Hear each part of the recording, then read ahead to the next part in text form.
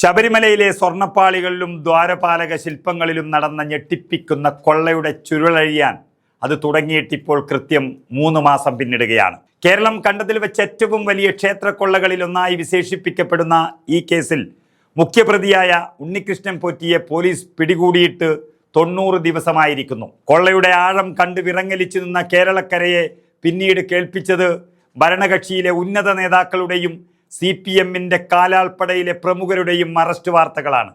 എന്നാൽ 90 ദിവസം പിന്നിടുമ്പോഴും പ്രധാന പ്രതിയായ ഉണ്ണികൃഷ്ണൻ പോറ്റിക്കെതിരെ കൃത്യമായ കുറ്റപത്രം സമർപ്പിക്കാൻ പ്രത്യേക അന്വേഷണ സംഘം അഥവാ SITക്ക് കഴിഞ്ഞിട്ടില്ല എന്നത് വലിയ ചർച്ചകൾക്ക് ഇപ്പോൾ തുടക്കം കുറിച്ചിരിക്കുന്നു. ദ്വാരപാലക ശില്പ തട്ടിപ്പു കേസിൽ ഒക്ടോബർ 17-നാണ് പോറ്റിയെ SIT അറസ്റ്റ് ചെയ്തത്. 10 വർഷത്തിലേറെ തടവ് ശിക്ഷ ലഭിക്കാവുന്ന ഗൗരവകരമായ കുറ്റങ്ങളാണ് ഇയാൾക്കെതിരെ ചുമത്തിയിരിക്കുന്നത്.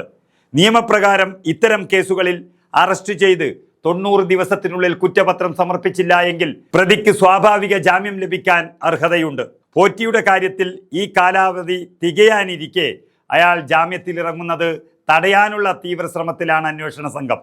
ഇതിന്റെ ഭാഗമായി കേസിലെ ആദ്യഘട്ട കുറ്റപത്രം ഉടൻ സമർപ്പിക്കാനാണ് SITയുടെ തീരുമാനം.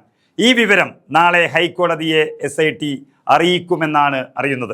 ആദ്യഘട്ട കുറ്റപത്രം നൽകിയാലും അന്വേഷണം അവസാനിപ്പിക്കില്ലെന്നും തുടരന്വേഷണം ഉണ്ടാകുമെന്നും SIT വ്യക്തമാക്കുന്നു. ഈ കേസിൽ ഏറെ നിർണായകമായത് വിക്രം സാരാഭായ് സ്പേസ് സെന്ററിൽ നടത്തിയ ശാസ്ത്രീയ പരിശോധനാ ഫലങ്ങളാണ്. ശബരിമലയിൽ നിന്ന് ശേഖരിച്ച സ്വർണ്ണപ്പാളി സാമ്പിളുകളുടെ പരിശോധനാ റിപ്പോർട്ട് കഴിഞ്ഞ ദിവസമാണ് വിചാരണ കോടതി അന്വേഷണ സംഘത്തിന് കൈമാറിയത്. ശില്പങ്ങളിലെ സ്വർണത്തിന്റെ അളവിൽ വന്ന കുറവും അവയുടെ പഴക്കവും സംബന്ധിച്ച കൃത്യമായ വിവരങ്ങൾ ഈ റിപ്പോർട്ടിലുണ്ട്. നാളെ ഹൈക്കോടതിയിൽ സമർപ്പിക്കുന്ന ഇടക്കാല റിപ്പോർട്ടിൽ ഈ VSSC പരിശോധനാ ഫലങ്ങൾ ഉൾപ്പെടുത്തിയേക്കും. ഇത് പ്രതികൾക്കെതിരെയുള്ള കുറ്റങ്ങൾ ശാസ്ത്രീയമായി തെളിയിക്കാൻ സഹായകമായതാണ്. ഉണ്ണികൃഷ്ണൻ പോറ്റിയുമായി ബന്ധപ്പെട്ട് 2 കേസുകളാണ് പ്രധാനമായും നിലവിലുള്ളത്.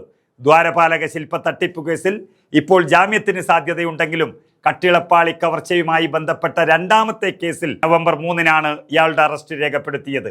അതിനാൽ ആദ്യ കേസിൽ ജാമ്യം ലഭിച്ചാലും ഈ മാസം 31 വരെ 2ാമത്തെ കേസിന്റെ പേരിൽ ഇയാൾക്ക് ജയിലിൽ തന്നെ കഴിയേണ്ടി വരും.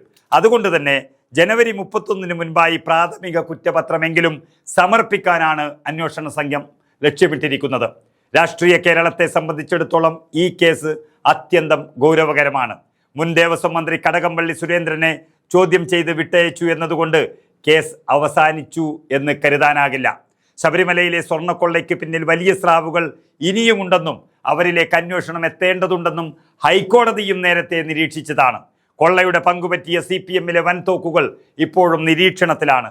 പടിപൂജ മറിച്ചു വിറ്റും സ്വർണ്ണപ്പാളികൾ മോഷ്ടിച്ചു നടത്തിയ ഈ വലിയ കൊള്ളയ്ക്ക് പിന്നിലെ ഗൂഢാലോചന അത് പൂർണ്ണമായും പുറത്തു കൊണ്ടുവരിക എന്നത് SITയെ സംബന്ധിച്ചിടത്തോളം വലിയൊരു ദൗത്യമാണ്. അന്വേഷണം ഉന്നത കേന്ദ്രങ്ങളിലേക്ക് നീങ്ങുമോ അതോ കീഴ്ഘടകങ്ങളിൽ മാത്രം ഒതുങ്ങുമോ എന്നാണ് വിശ്വാസ സമൂഹം ഉറ്റുനോക്കുന്നത്. പ്രതികൾക്ക് ജാമ്യം ലഭിക്കാനുള്ള നിയമപരമായ പഴുതുകൾ അടയ്ക്കുന്നതിനൊപ്പം വൻസ്രാവുകളെ വലയിലാക്കാനുള്ള സമ്മർദ്ദവും അന്വേഷണ സംഘത്തിന് മേലുണ്ട്.